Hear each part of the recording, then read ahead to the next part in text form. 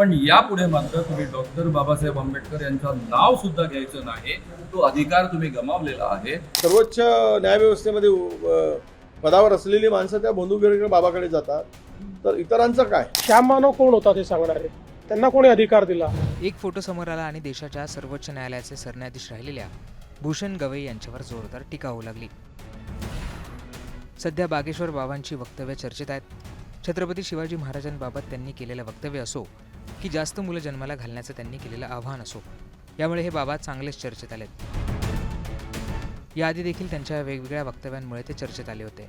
त्यांनी एका व्यक्तीला अस्पृश्य म्हणत बाजूला केल्याचा त्यांचा व्हिडिओ देखील मोठ्या प्रमाणावर व्हायरल झाला होता.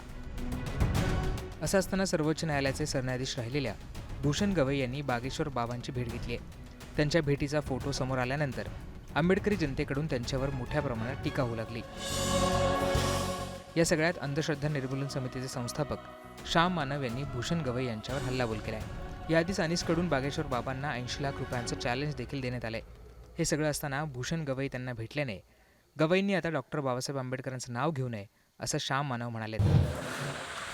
CJI भूषण गवई यांच्याबद्दल माझ्या वेगळ्या कल्पना होत्या. किमान रासू गवईंसारखी समजदार भूमिका ते घेतील असं मला वाटत होतं. CJI म्हणून त्यांना उत्तम काम नाही करता आलं, त्यांची मजबुरी आपण समजून घेतली. पण जे आंबेडकरांचं नाव घेतात, आंबेडकरांच्या विचारांमधनं माझं परिपोषण झालेलं आहे असं म्हणतात. माझी भेट झाली त्यावेळेस म्हणतात आम्ही कॉलेज जीवनामध्ये तुमची भाषणं ऐकून ऐकून तयार झालेलो आहे. आणि प्रत्यक्षात मात्र धीरेंद्र कृष्ण महाराजांसारख्या एका लोकांची फसवणूक करणाऱ्या महाराजांचं दर्शन घेतात, त्यांच्या पायावर डोकं ठेवतात. हा माझ्यासाठी प्रचंड मोठा शॉक.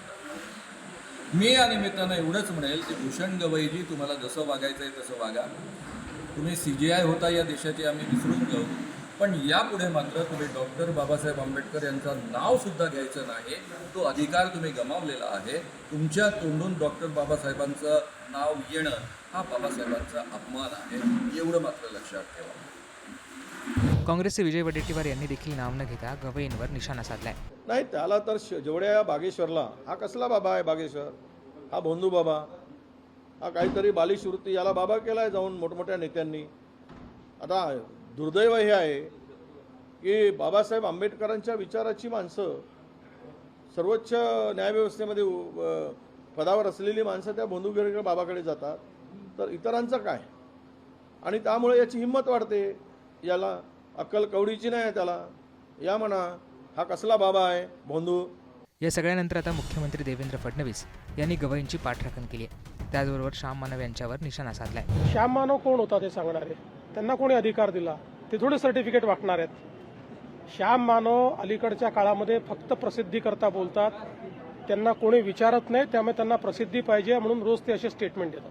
आता या सगळ्या प्रकरणात पुढे काय होतं, गवई काही प्रतिक्रिया देतात का, हे पाहणं महत्त्वाचं असणार आहे.